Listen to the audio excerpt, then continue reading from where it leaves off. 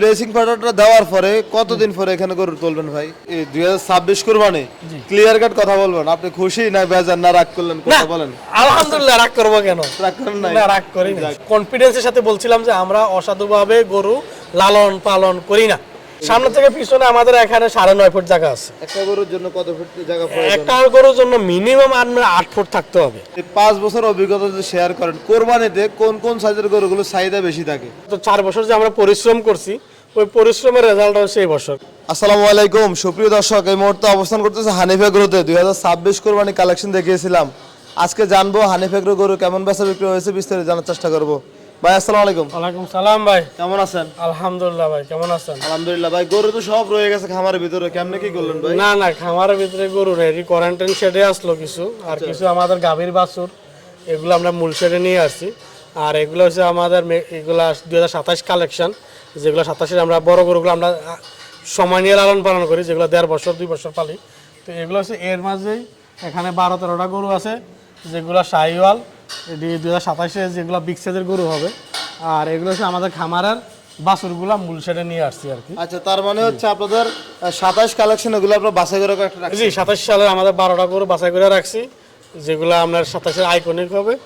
আর এগুলো হচ্ছে আমাদের ঘরের কিছু বাছুর আসলো, এগুলো এখানে নিয়ে আসছে। 2026 কি অবস্থা, কেমন বেচা বিক্রি করছেন ভাই? আলহামদুলিল্লাহ, যতটুকু হয়েছে আলহামদুলিল্লাহ। 2026-এ খারাপ হয় নাই আমাদের, আলহামদুলিল্লাহ ভালোই হয়েছে। মোটামুটি আমরা ভালোই বিক্রি করতে পারছি। কতগুলো গরু বিক্রি করছিলেন? জি, আমরা আমাদের প্রায় সবগুলো করে বিক্রি হয়েছে, 12-13টা করে বাকি ছিল আর কি।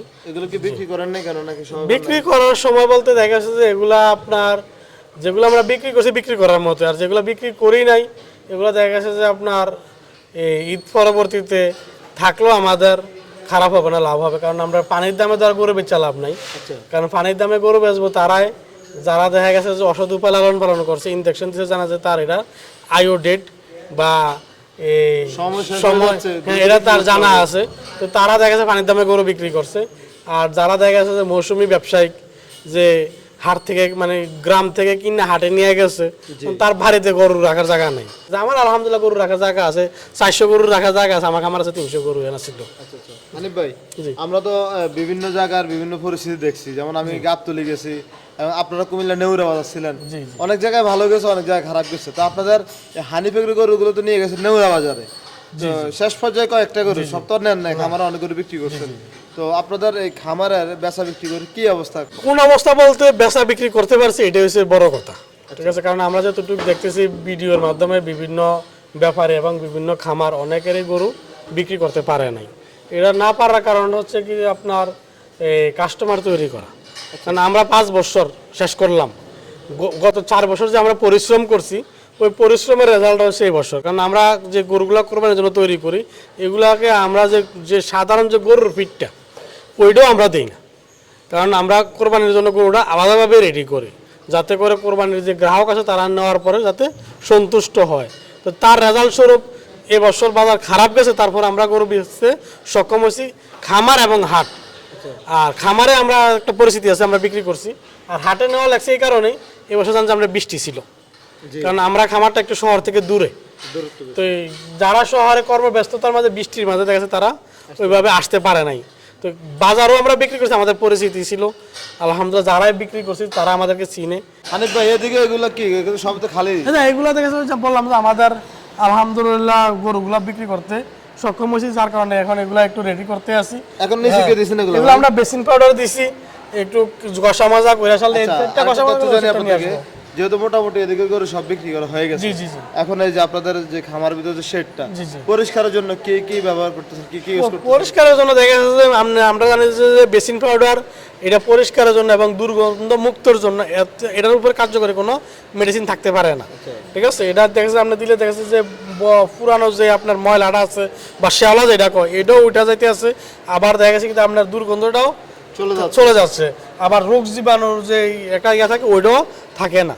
আচ্ছা, আপনার থেকে যদি আমরা আরো একটু তথ্য জানতে চাই, এই যে আপনি তো মোটামুটি এই খামার জগতে 5 বছর। জি জি, আলহামদুলিল্লাহ 5 বছর শেষ, 6 বছরের শুরু হচ্ছে, 6 বছর সামনের বছর হবে ইনশাআল্লাহ। এই 5 বছর অভিজ্ঞতা যদি শেয়ার করেন, কোরবানিতে কোন কোন সাইজের গরুগুলো চাহিদা বেশি থাকে? আসলে কোরবানিতে হচ্ছে কি আপনার যে খামারি বলেন আর প্রান্তিক বলেন, আপনি আপনার এরিয়ার কথা চিন্তা করে, আপনার ক্যাপাসিটির কথা চিন্তা করে গরু লালন পালন করবেন।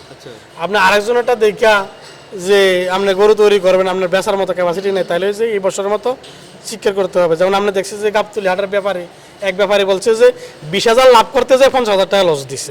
তো এটা হচ্ছে যে অবস্থাটা আপনার আপনার অবস্থান থেকে আপনার আশেপাশে বা আপনার হাট বাজারের আশেপাশে যে হাট বাজারগুলো আছে ওগুলোতে যে সাইজের গরু আপনার বেচা বিক্রি হয় ওইগুলোই আপনি লালন পালন করবেন।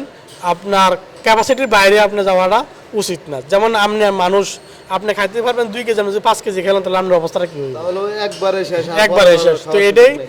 অতএব আমরা যেমন মনে আমরা এই জায়গায় আসতে বিগত এই 5টা বছর ত্যাগ তিগিতা শ্রম কষ্ট সাধনার পরে এখানে আসছি। তো এটা একদিনে হয় না, একদিনে সম্ভব একদিনে সম্ভব হয় না।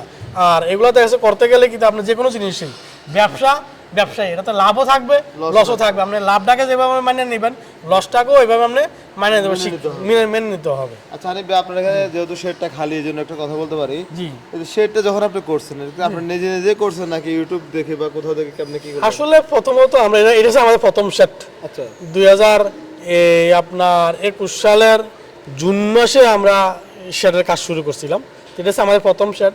তো আমরা এটা নিজেরা থেকেই, কারণ আমরা তখন এই অত্রলার যেমন শেড ছিল না, বা যারাই ছিল দেখা যাচ্ছে একটু ছোটো মানের বা 8-10টা ফালতো বা এভাবে একটু স্ট্রাকচারের মাধ্যমে করে নাই। তো আমরা এটা করছি নিজের থেকেই করছি, যেতটুকু দেখছি ইউটিউব ফেসবুক গাইটা বা নিজের অভিজ্ঞতা ওইভাবেই করছি।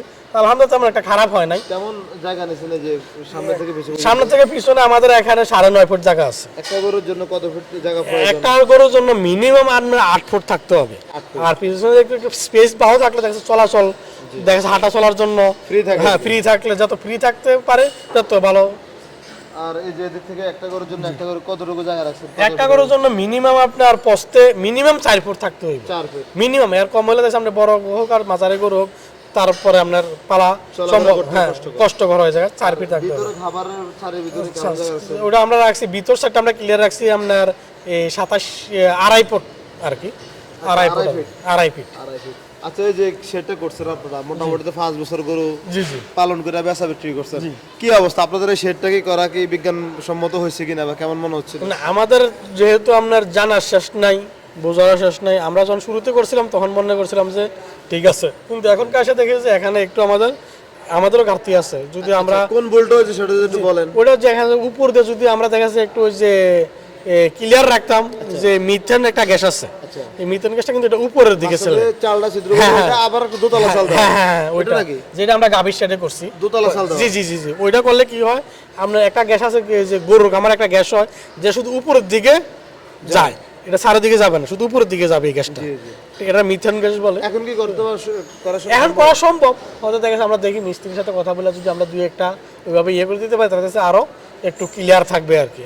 আচ্ছা আচ্ছা, এই যে মোটামুটি আপনার এখানে ব্লেসিং পাউডারের কাজ চলছে, জি, জি, তাহলে এই যে ব্লেসিং পাউডারটা দেওয়ার পরে কতদিন পরে এখানে গরু তুলবেন ভাই? এই তো দেখা গেছে যে আপনার 2-1 দিন পরেই এখন তার গরু তেমন কালেকশন করবো। শুধু আমার খামারের যে কিছু অসংখ্য বাছুর আছে, আপনারা জানেন যে আমি ডেয়ারি নিয়ে কাজ করি। ডেয়ারি নিয়ে কাজ করার লক্ষ্য উদ্দেশ্য একটাই, একসময় আমরা চাচ্ছি যে আমাদের বাছুরগুলো যাতে আমরা বাজারজাত করতে পারি। তো ওই লক্ষ্যে নিয়ে কাজ করতে, কিন্তু এটা একদিনে সম্ভব না। জানাশোনার ব্যাপার স্যাপার আছে, জাতমানের ব্যাপার স্যাপার আছে, তো এগুলো নিয়ে কাজ করতেছি। তো বিগত 4 বছর শেষ, 5 বছর শেষ, এখন 6ষ্ঠ বছরে পড়ছি। তো এখন যাই দেখেছে কিছু বাছুর আমাদের বাড়তে আছে, ডে বাই ডে বাড়তে আছে। ইনশাল্লাহ আরও সময় লাগবে ওই পর্যায়ে যাইতে। আচ্ছা আচ্ছা ভাই, আপনাদের এই হানিফ এগ্রোর ভবিষ্যৎ পরিকল্পনা কি করতে চাচ্ছেন এই খামার জগতে এসে? আসলে খামার জগৎ বলতে আমাদের যে পরিকল্পনাটা ছিল যে আমাদের যে বাপদাদার দিনের যেই জায়গা জমিগুলো একটু কাজে লাগলো, আচ্ছা। আর কিছু লোকের কর্মসংস্থান হইলো, ঠিক আছে। আমাদেরও দেখা গেছে টাইমটা একটু কাটলো। হ্যাঁ, ওই চিন্তা ভাবনায় খামারে আসা, বা দেখা গেছে যে এখান থেকে যা কিছু আর্ন বা লাভ হইলো, দেখা গেছে আমার এই ধর্মীয় প্রতিষ্ঠানে ব্যবসা শুরু হয়েছে। এটা কিন্তু খামার শুরু করার পাশাপাশি আমাদের পরিকল্পনা ছিল এখান থেকে যে লাভটা হবে, লাভের কিছু অংশ যাতে আমরা এই আল্লাহর রাস্তায় ব্যয় করতে পারি, সমাজের এই কাজে ব্যয় করতে। যে আমরা জানেন যে আমাদের হানিফ ফাউন্ডেশন আছে, আমাদের আবু হানিফ দারুল ইসলাম কমপ্লেক্স মাদ্রাসা, যেটা এই বছর চালু করছি। তো এইগুলো দেখা যাচ্ছে করতে আসি। তার কারণ প্রবাসে থাকলে তো প্রবাসটা হচ্ছে যে আপনার ক্ষণস্থায়ী, চিরস্থায়ী না। এক সময় প্রবাস ছেড়ে দেশে চলে আসতে হবে, যেহেতু আমরা এই বাংলাদেশের নাগরিক। প্রবাসটা আমার চিরস্থায়ী, দেশে আসা যাতে এগুলা করে যাতে ওই প্রতিষ্ঠানগুলো যাতে চলে, যে লক্ষ্য উদ্দেশ্য, ওই রাস্তায় আমরা, আমার মনে হয় যে এখন পর্যন্ত সঠিক লাইনে আসি। বাকিটা আল্লাহ ইচ্ছা, আল্লাহ পাক কবুল করলে হয়তো সফলতা আসবে। এখনো শিখতে আছি, চেষ্টায় আছি। আচ্ছা আচ্ছা ভাই, আমরা দেখছি আপনারা 2027 কালেকশনের দিকে রাখছিলেন কিছু, মাশাআল্লাহ। এগুলা কি মনে করে রাখছেন ভাই? আপনারা তো সামনে চাইলে আরো অনেক গরু পাবেন বা ক্রয় করতে পারবেন, এগুলো কি মনে করে রাখছেন? না, আমরা জানি যে বড় ওই যে যেটা বললাম যে হাট বাজার থেকে একটা গরু কিনে আনলে আমরা দেখা যায় এটাকে 14-15 দিন কোয়ারেন্টাইনে রাখার পরে অবজারভেশন করে 1 মাস সময় জায়গায় আপনার খাবারে ধরাইতে। বড় গরু যদি আপনি রেডি করেন তাহলে দেখা গেছে কিন্তু বড় গরু আপনার পর্যাপ্ত সময় দেওয়া লাগে। ঠিক আছে, পর্যাপ্ত সময় না দিলে আপনার বড় গরুটা আপনার রেডি হয় না। কারণ কি, আপনি একটা বড় গরু হাট থেকে আপনি কিনে নিয়ে আসলেন, ঠিক আছে, কিন্তু ওইটা আর খাদ্য অভ্যাস আমরা জানি না। কারণ আমরা জানি যে, আপনারা জানেন যে আমরা হানিফ এগ্রো যারা যে গরুগুলো কোরবানির জন্য রেডি করি এগুলোকে আমরা ড্রাই খাওয়াই, মানে শুকনা খাবার খাওয়াই। শুকনা খাওয়ালে কি হয়, আপনার গরুতে ফ্যাট পার্সেন্টেজ কম হবে, শরীরটা একদম টাইট থাকবে, যে মাসাল্লাহ দেখছেন শরীর অনেক টাইট, ঠিক আছে, আর বুড়ি মানে যে পেটটা অনেক বড় হবে না। তো এতে করে মাংসের যে কোয়ালিটিটা এটা অনেক গুণগত মানের হয়। তো এই কারণে দেখা যাচ্ছে বড় গরু আমি বাজার থেকে কিনে আনলাম, আইনা দেখা যাচ্ছে আমাদের খাদ্যাভ্যাসের সাথে ওইভাবে অ্যাডজাস্টিং করে হয় না। যার কারণে আমরা যে কটাই বড় গরু রেডি করি প্রত্যেক বছরে আমরা এটা মিনিমাম 1.5 বছর সময় দিই, মিনিমাম 1.5 বছর। যেমন এই যে গরু আছে আপনার 650 কেজি কাছাকাছি, হ্যাঁ এটাই বছর আমরা বিক্রি করি নাই, আমরা আলাদা করে রাখছিলাম। এটা ভাই সামনের বছর কতটুকু ওজন হতে পারে আশা করেন? এটা আশা করি আমরা হয়তো 800 কেজির কাছাকাছি, কারণ আমরা জানি যে একটা বড় হয়ে গেলে গরুটা একটা পর্যায়ে মাসে 10 কেজি বাড়তে কষ্ট হয়েছে। হয়তো দেখতে সুন্দর হবে, তার গঠনটা ভালো হবে, কিন্তু ওইভাবে ওয়ারটা কি নয়, একটা সাইওয়াল গরু 800-850 কেজির বেশি একটা হয়ও না। ঠিক আছে ভাই, এই গরুটা মোটামুটি আপনি কোন কোন দিকগুলো দেখে এই গরুটা রাখছেন? এরা মেইন দেখছি আমরা যে সুট, কালার, নাভি, কম্বল আর যে 4টা পা এবং হাইট, মেইন হচ্ছে যে হাইট। আমরা বড় গরু হইলে হাইট মেইন, কারণ হাইট না হলে বড় গরু সৌন্দর্য হয় না। তো টোটাল কয়টা রাখছেন এগুলো শাইওয়াল? এগুলো আমাদের 13টা গরু আছে এরকম শাইওয়াল বড় বড়, যেটা 2027-এর জন্য রাখছি। আলহামদুলিল্লাহ এই বছর যে কটা বড় গরু ছিল আমাদের সবগুলো আমরা খামারেই বিক্রি করছি, একটা গরু শুধু বাজারে বিক্রি করছিলাম, আর বাকি সবগুলো আমরা খামার বিক্রি করছি। তো যারাই বড় গরু আগামী বছরের জন্য আমাদের থেকে নিবেন তাদের জন্য অগ্রিম বলে রাখছি, আমরা রেডি করতেছি দাওয়াত, যে কোনো সময় আসবেন দেখতে পারবেন আপনাদের গরুগুলো আমরা কিভাবে রেডি করতে আছি। তাছাড়া হানিফ ভাই, জি, এই যে ঈদ গেছে মাত্র কত 2 দিন হলো, জি, এখন যদি চাই যে হানিফ এগ্রো তো যে গরুগুলো রেখে দিছে, জি, এখন যদি চাই আগামী ঈদের জন্য বুকিং রাখবে, এটা কি রাখা সম্ভব নেই ভাই? এটা রাখা সম্ভব, অনেকে রাখে শখে রাখলো, দেখেছে আসলো একটু সময় ব্যয় করলো, এবং রাখতে পারবে, সমস্যা নেই। রাখতে। আচ্ছা, আপনি যেহেতু নেউরা বাজার গেছেন, আমি গেছি গাবতলী, অনেকে অনেক জায়গা থেকে আপনাদের খামারের সম্পর্কে জানতে চাইছে, এই যে পরিস্থিতিটা এটা কেমন লাগতেছে ভাই? এটা আসলে আলহামদুলিল্লাহ খুবই ভালো। আপনার যে কোনো জিনিসে একটা কথা আছে না যে স্বাধীনতা অর্জন করা সহজ, রক্ষা করা কঠিন। তা আমরা আমাদের যে পরিস্থিতিটা বা আমাদের যে গুডউইলটা তৈরি হয়েছে এটা তো 5 বছর বললাম, দীর্ঘ 5 বছরের সাধনা। তো সবার কাছে দোয়া এবং সহযোগিতা চাই, যাতে আমরা আমাদের যে লক্ষ্য উদ্দেশ্য এবং যে উদ্দেশ্যে আমরা খামারটা করা, যে আমাদের যে গুডউইলটা, যে পরিস্থিতিটা, যে সুনামটা, যাতে আমরা অক্ষুণ্ণ রাখতে পারি। তো সকলের পরামর্শ এবং দোয়া সহযোগিতা একান্ত কাম্য, কারণ ভুল ত্রুটি মানুষের হতে পারে। আপনারা পরামর্শ দিবেন যে আরও কীভাবে ভালো করা যায় বা কোন জায়গাটা আমাদের গ্যাপ আছে। যেমন এই বছর আমরা অসংখ্য পরামর্শ পাইছি, অনেকে আমাদের প্রতি রাগে করছে কথা বলতে গেলে, যে ছোট গরু নিয়ে। ছোট গরু আমাদের প্রায় 25 দিন আগে বিক্রি শেষ হয়ে গেছে। 400 কেজির নিচের যে গরুগুলো ছিল আমাদের 25 দিন আগে বিক্রি হয়ে গেছে। তো এটা নিয়ে আমাদের যারা শুভাকাঙ্ক্ষী ছিল তাদেরকে আমরা করে দিতে পারি না এই বছরে। তো অনেকে এক প্রকার রাগে করছে। তো এই জিনিসটা দেখেছে আমরা আগামী বছর মাথায় রাখবে যে আরও যাতে ছোট গরুর সংখ্যাটা আমরা বাড়াতে পারি, মানে বিশেষ করে 400 কেজির নিচের গরুগুলো লাইভ ওয়েটার। জি, আচ্ছা আচ্ছা। এই যে ভাই, তাহলে মোটামুটি 2026 কুরবানি ক্লিয়ার কাট কথা বলবেন, আপনি খুশি না বেজার না রাগ করলেন? কথা বলেন। আলহামদুলিল্লাহ, রাগ করব কেন? রাগ করেন নাই? না, রাগ করি না। কি অবস্থা সব মিলিয়ে? আলহামদুলিল্লাহ, সব মিলিয়ে আলহামদুলিল্লাহ, উপর আল্লাহ আমাদের জন্য যতটুকু বরাদ্দ রাখেছেন ততটুকুই পেয়েছি, কারণ আমরা সবকিছু তোয়াক্কাল তো আল্লাহর উপরে নির্ভরশীল। আর এগুলো হচ্ছে অবলা পানি, হ্যাঁ, এগুলো দেখা গেছে আল্লাহর রহমত ছাড়া, দেখা গেছে যে এগুলো শুধু যে কোনো জিনিসেই আমরা আল্লাহর রহমত ছাড়া, আল্লাহর করুণা ছাড়া আমরা একান্ত মনে করেন যে দুর্বল, অসহায়। যাক, উপরওয়ালার কাছে সবকিছু চাওয়া যায়, সবকিছু চাইলে দিতে পারে, চাইলে নিয়ে যেতে পারে। ঠিক আছে ভাই, আমরা আসছি জাস্ট আমাদের যে চ্যানেলে সবসময় হানিফ এগ্রো ভিডিও দেখে মানুষ আপডেট দেওয়ার জন্য, কি অবস্থা, কেমন আছে, কোন পর্যায়ে আছে। অনেকে জানতেছে যে হানিফ এগ্রো রয়ে গেছে কিনা, কারণ বিভিন্ন স্থানে বাজার খারাপ গেছে অনেকটাই, এই জন্য দেখার জন্য আসলো। ওইটাই, এটা আপনার মাধ্যমে আপনার দর্শক এবং আমাদের যারা ফ্যান ফলোয়ার আছে তাদেরকে বলি দেখেন আমাদের খামারে এই যে গরুগুলো ছিল যেটা 2027-এর জন্য রাখছি, এটা 2026-এও ছিল। অতএব যেটা আমরা আমাদের কনফিডেন্সের সাথে বলছিলাম যে আমরা অসাধুভাবে গরু লালন পালন করি না, হ্যাঁ, এটাই তার প্রমাণ, এটাই তার বহিঃপ্রকাশ। তাছাড়া আমাদের খামারে যারা আসছেন তারা দেখছেন আমাদের বাছুরকে যেই রেশিও দেই, বড়গুলোকে একই রেশিও দেয়, একই ফার্মেন্টেশনের খানা দেয়, কোনো আলাদা খানা দেয় না, কোনো ভিন্নতা নাই। অতএব আমাদের উপরে যারা আস্থা রাখছেন ভবিষ্যতেও রাখবেন, যারা কনফিউজে আসছিলেন তারা নির্দ্বিধায় আস্থা রাখতে পারেন এবং আমাদের খামারে যে কোনো সময় আসবেন, ভিজিট করবেন। আপনাদের পরিবার পরিজন নিয়ে ঈদের মতো যেভাবে আসছেন অন্য সময়ও আসবেন, উন্মুক্ত আপনাদের জন্য। এবং সকলের দাওয়াত এবং সকলকে আবারও ঈদের শুভেচ্ছা, ঈদ মুবারক।